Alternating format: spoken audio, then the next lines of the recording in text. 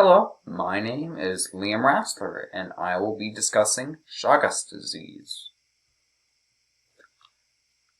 Before I actually start discussing Chagas disease, even though this is a rather rare disease, if you think you may have this disease, or if you have any other questions, please contact your doctor.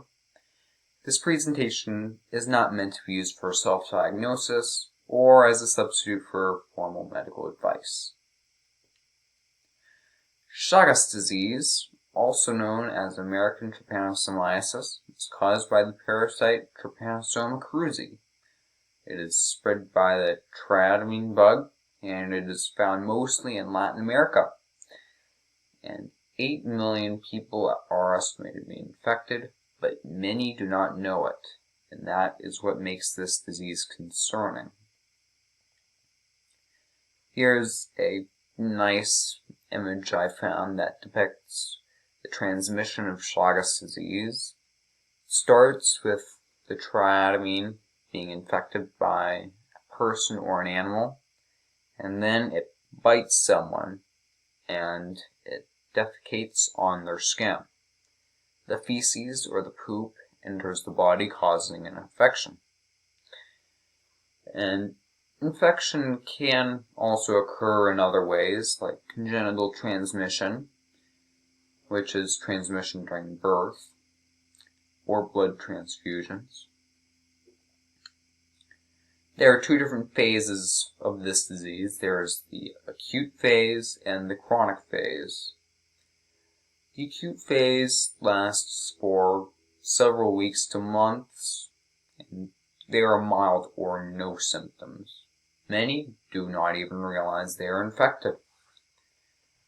One of the telltale signs of this disease is a swollen eyelid, which is caused by rubbing particles of feces into the eye. The parasite will remain in the body unless treated, and sadly, death occurs in 5% of young children.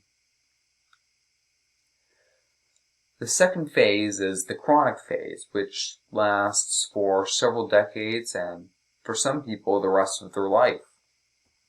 Most people have no symptoms, but 20 to 30% of people develop cardiac or gastrointestinal complications, like heart failure or difficulty eating. These can be quite serious. So, how do I protect myself from infection? As you can see in the photo, bed netting.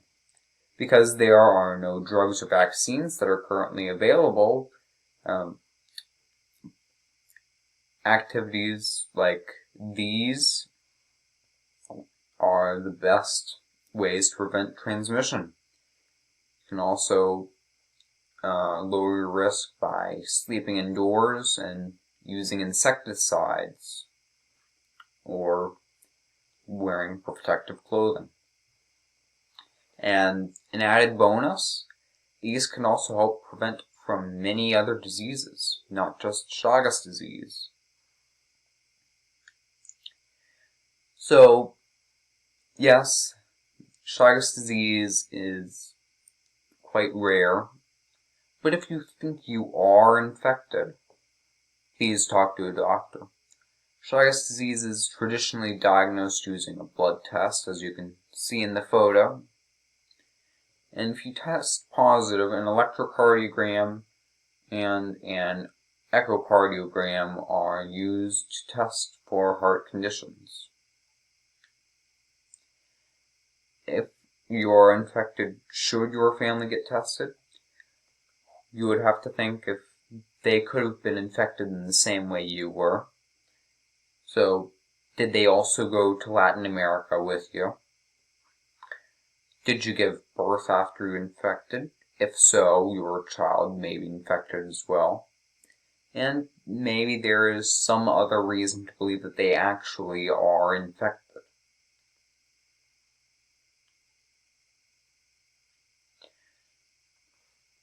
So there are two different kinds of treatment for the two different phases of the disease.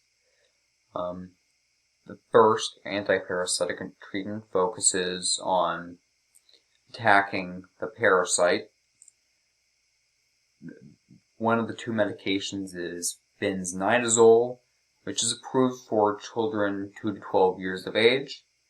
And there is also nifurtimox, which has gotten accelerated approval from the FDA for pediatric patients, but it is not fully approved.